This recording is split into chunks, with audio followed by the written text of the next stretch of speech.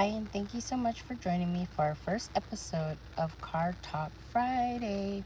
And actually, I have to apologize because it is no longer Friday. I am recording this. This is Saturday. And honestly, my body was overcoming, fighting off something yesterday. And I just wasn't at my best.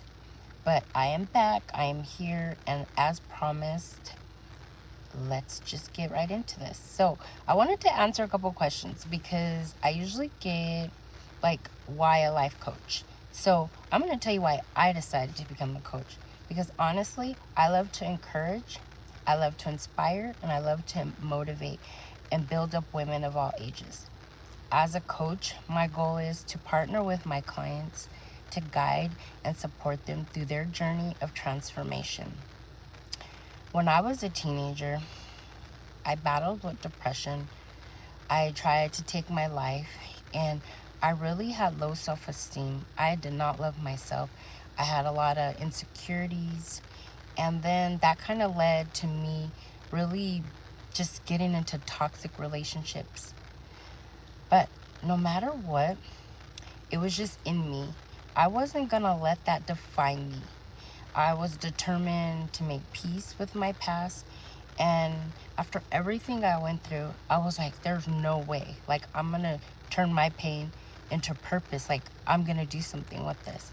I just knew I didn't want any woman to ever have to feel alone, to feel powerless, to feel broken because of their past or even their present hurts.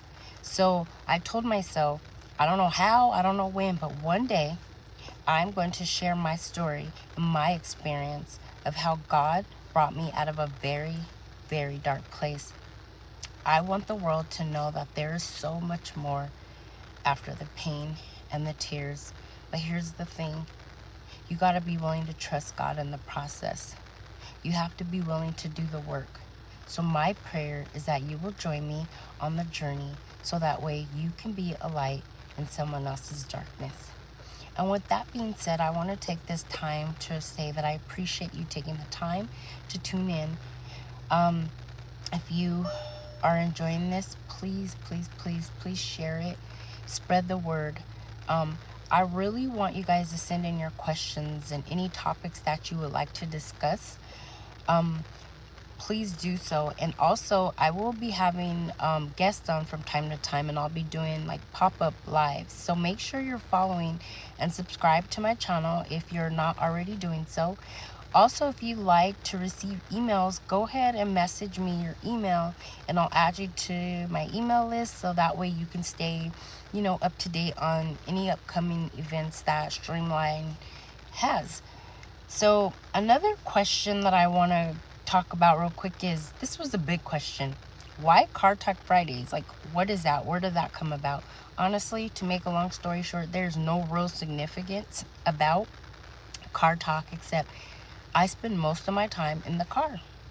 From the time I wake up and get ready to late in the evening. Of course, like many of you, you're a mom. I'm a mom, so I'm taking my kids to school, practices, games, competitions, and everything in between. But what I also found is that I have the majority of my conversations in my car. Let's see. The conversations range from God talks, mom talks, self talks, kid talks, client talks, hubby talks, my girl talks, and other talks. Any talk you can think of, I usually have it. I'm talking to somebody. But also, I realize that I don't ever really get time to just breathe or to regroup or to find a moment out of my day to unplug. So after a while, I'm like, wait a minute. If I'm in the car, if I'm talking in the car, if I'm driving and I'm doing everything else in the car, I eat in the car, why can't I take a moment to breathe in the car? So when my kids get out of my car, I have my woosah moments.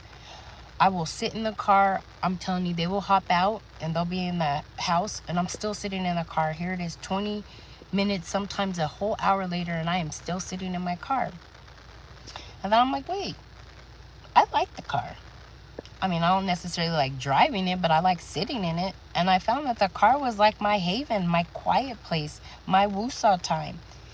And so sometimes I would sit in my car and I would sit in the car in complete silence. And sometimes I would have a full-on conversation. Now, don't get me wrong, I'm not crazy. But yes, I got to coach myself through things sometimes. But the majority of my conversations were with God. And then there's times where I will just sit in this car and honestly, I will bawl my eyes out.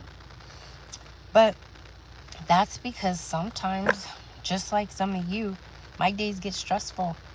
So I honestly will sit there and I just get it all out and I release everything. But I leave it all in my car so that way when I get out, I can move on.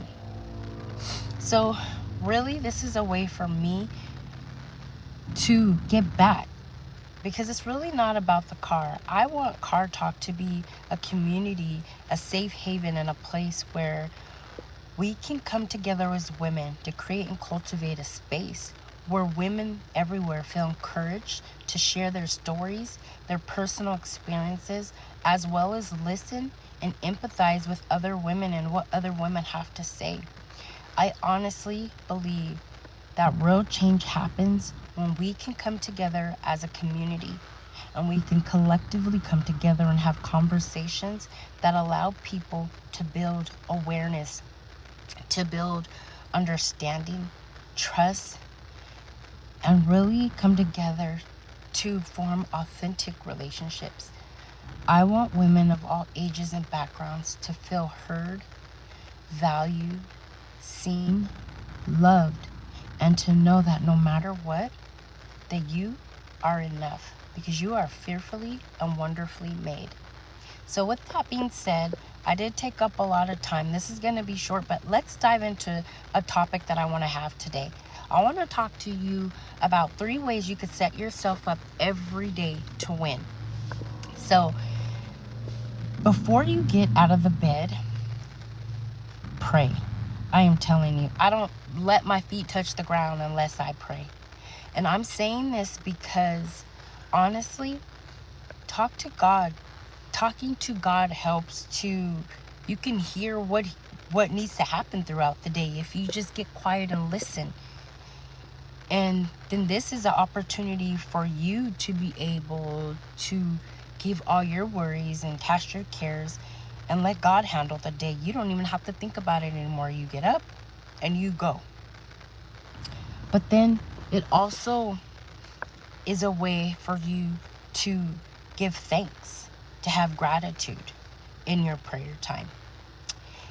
Then I'm going to say something else because a lot of people don't, and no judgment if you don't. But I started this and honestly it helps. But having a morning routine really can set you up to win because one, it helps me to forget less. And it really grounds me. It just connects me throughout the day. I'm less anxious. I feel relaxed. So if you can come up with a morning routine, just something that works for you. I'm not saying you have to do any crazy stuff. If you don't exercise, then you don't exercise. You do what works for you. But I'm saying it helps. It really makes a difference in your life. And then, to me, this is really important. Protect your energy. That is so important. And protecting your energy, well, at least for me, this is what I do. One, I run far away from negativity, which means this. I cannot just constantly be watching the news, even on social media. Like, I have to unplug. I gotta just turn it off. I'm like, I can't because it's so much bad. But then also, a good way is to find a space. Find your woosah moment. Find your time to unplug and regroup. I'm not saying to do it for an hour. I'm saying throughout your day, take a moment to breathe. That's it. And it's so many benefits to doing that. So, again, prayer,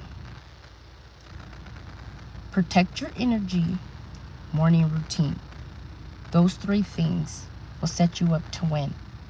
Until next week, remember, you are enough. Thank you.